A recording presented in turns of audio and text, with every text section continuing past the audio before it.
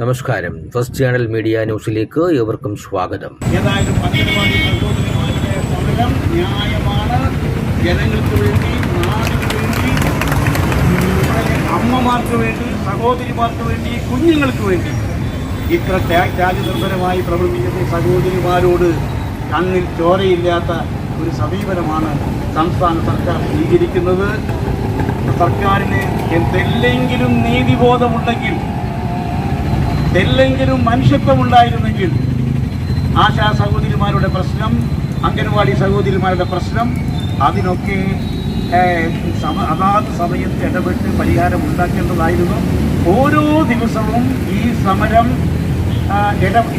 ഇടപെടാതെ സർക്കാർ ഈ സമരത്തെ നീട്ടിക്കൊണ്ടു പോകുന്നുവോ അത്രയും സർക്കാർ ജനങ്ങളിൽ നിന്നും ഒറ്റപ്പെടും എന്ന കാര്യത്തിൽ യാതൊരു സംശയമില്ല. അതുകൊണ്ട് ജനങ്ങൾ തിരിച്ചറിവുള്ളവരാണ്, ജനങ്ങൾ ബുദ്ധിയുള്ളവരാണ്, കേരള ജനങ്ങൾ പ്രബുദ്ധരാണ്. നല്ലത് ചെയ്യുന്നവരെ തിരിച്ചറിയാനും നല്ലത് ചെയ്യാത്തവരെ തിരിച്ചറിയാനും ജനങ്ങൾക്ക് കഴിയും. അതുകൊണ്ട് ജനമനസാക്ഷിയെ വെല്ലുവിളിക്കുന്ന ഒരു തരത്തിലേക്ക് പിണറായി സർക്കാർ ഇതിൽ പോകരുത്. അംഗനവാടി സഹോദരിമാർ ഉന്നയിച്ച പ്രശ്നങ്ങൾക്കും ആശാ സഹോദരിമാരോടൊപ്പം തന്നെ പരിഹാരമുണ്ടാക്കണം എന്ന് ഒരിക്കൽ കൂടി അഭ്യർത്ഥിച്ചുകൊണ്ട് ഈ സമരത്തിന് സകല പിന്തുണയും ഒരിക്കൽ കൂടി ആവർത്തിച്ച് വാഗ്ദാനം ചെയ്തുകൊണ്ട് ഞങ്ങളുടെ വാക്കിൽ സഹകരിക്കുന്നു. ചുഞ്ചിറ പഞ്ചായത്ത് കേട്ട് കാണും.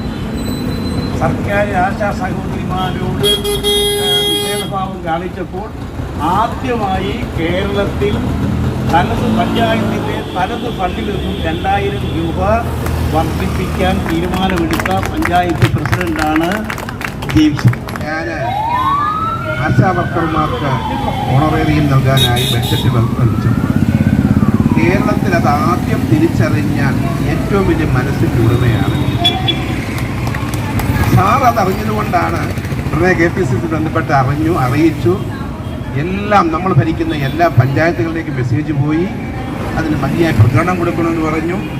അപ്പോൾ എന്നെ ഗ്രാമപഞ്ചായത്ത് പ്രസിഡന്റുമാർ വിളിച്ച് ചോദിച്ച് എങ്ങനെയാണ് ഏത് തരത്തിലാണ് വെക്കേണ്ടത് എന്ന് ചോദിച്ചു. ആൾ വക്തവും അറിഞ്ഞ് ജനത്തിനോടൊപ്പം നിൽക്കുന്ന പ്രിയപ്പെട്ട VS സുധീരൻ സാറിനെ ഞാൻ ആത്മാർത്ഥമായി രേഖപ്പെടുത്തി. പ്രോജക്റ്റ് സമർപ്പിക്കുമ്പോൾ നിങ്ങൾക്ക് ഒരു ആണ്ടിൽ ഒരു ഇൻസെൻറ്റീവ് എന്ന നിലയിലോ പ്രതിമാസം ഇൻസെൻറ്റീവ് എന്ന നിലയിലോ നമ്മൾ പറഞ്ഞാൽ നടക്കണം. അത് ഞാൻ കോടതിയിൽ പോയാണ് ഇത് നടത്തിയിട്ടുള്ളത്. അതുകൊണ്ടാണ് പഠിച്ചിട്ട് കണിശമായും സാറിൻ്റെ സാന്നിധ്യത്തിൽ നിങ്ങളോട് ഉറപ്പ് പറയുന്നു, ഈ വർഷത്തെ പദ്ധതിയിൽ വെച്ചുചിറ ഗ്രാമപഞ്ചായത്തിൽ ആശാമാരെ സഹായിക്കുന്ന പദ്ധതി ഉണ്ടാകും. അതിനെ പിന്തുടർന്ന് നമ്മുടെ കേരളത്തിലെ മറ്റെല്ലാ സന്ദേശ സ്ഥാപനങ്ങൾക്കും വെക്കണം. കാര്യം നിങ്ങളായിരുന്നു ആശാപ്രവർത്തകർ വരുന്നതിന് മുമ്പ് ഇന്ന് ചെയ്തുകൊണ്ടിരുന്ന എല്ലാ ആശാപ്രവർത്തകരുടെ എല്ലാ ജോലിയും ചെയ്തുകൊണ്ടിരുന്നത്. എല്ലാ ദിവസവും നിങ്ങൾ കൊണ്ടുണ്ടായിരുന്നു. ഗ്രാമപഞ്ചായത്തിലേക്ക് എല്ലാ ആഴ്ചയിലും നിങ്ങൾ വിളിച്ചു വരുത്തുവാൻ 2001 ഉള്ളവർ ആരെങ്കിലും ഒരു കാര്യം ഓർക്കുന്നുണ്ടോ? കേരളത്തിൽ ആദ്യമായി അംഗൻവാടി വർക്കർമാർക്ക് അധിക വേതനം വെച്ച ഗ്രാമപഞ്ചായത്താണ് വെച്ചുച്ചിറ. അന്ന് ആ വെച്ചുച്ചിറ ഗ്രാമപഞ്ചായത്തിൽ അംഗമായിരുന്നു ഞാൻ.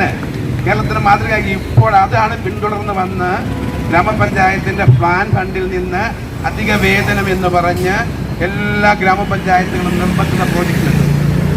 അതുകൂടി ചേർത്താണ് നിങ്ങൾക്ക് ശമ്പളം തരുന്നത്.